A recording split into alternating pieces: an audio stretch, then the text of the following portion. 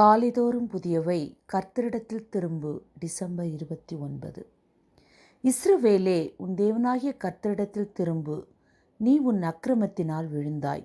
ஓசியா 14:1. அது முதல் இயேசு மனம் திரும்புங்கள், பரலோக ராஜ்யம் சமீபித்திருக்கிறது என்று பிரசங்கிக்கத் தொடங்கினார். மத்தேயு 4:17. இயேசு கிறிஸ்துவின் முதல் பிரசங்கம் மனம் திரும்புங்கள் என்பதே.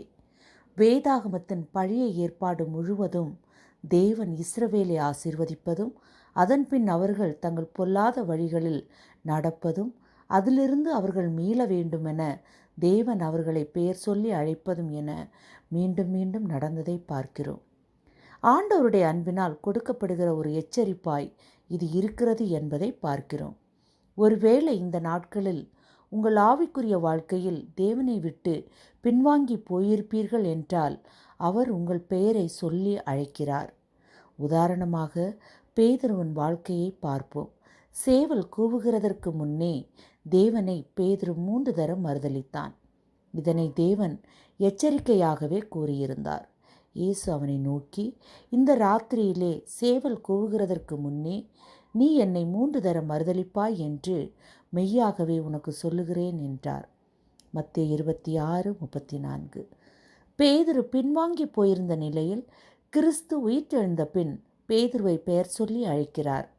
அந்த அழைப்பின் நோக்கம் அவன் கர்த்தரிடத்தில் திரும்ப வேண்டுமென்று அவனுக்கு கொடுக்கப்பட்டது. தேவன் நம்மில் அன்பு கூறுகிறது நிமித்தமாகவே அவர் பெயர் சொல்லி அழைக்கிறார். இன்னுமாக தேவன் உன்னுடைய தேவனாகவே இருக்கிறார்.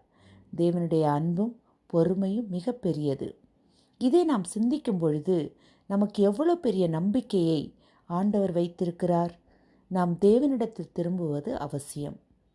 அப்பொழுது மாத்திரமே நம்முடைய காரியம் செவ்வைப்படுத்தப்படும். நம்முடைய பாவத்தினாலே நாம் விழுந்தோம். அது நமக்கும் ஆண்டவருக்கும் இருக்கும்படியான அன்பின் இணைப்பை துண்டித்துவிடும். நாம் கைவிடப்பட்டவர்களைப் போல காணப்படுகிறோம். ஆனாலும் தேவன் இன்று உங்களை அழைக்கிறார். நாம் எந்த நிலையிலிருந்து விழுந்தோம் என்பதை எண்ணி மனம் திரும்புவோம். கர்த்தரிடத்தில் திரும்புவோம். அவர் நம்முடைய வாழ்க்கையை கட்டுவார். அப்பொழுது தேவனுடைய மகிமை நம் வாழ்க்கையில் விளங்கும். ஜெபம். அன்பின் தேவனே, உம் அழைப்பை உணர்ந்து உம்மிடத்தில் திரும்ப உதவும்.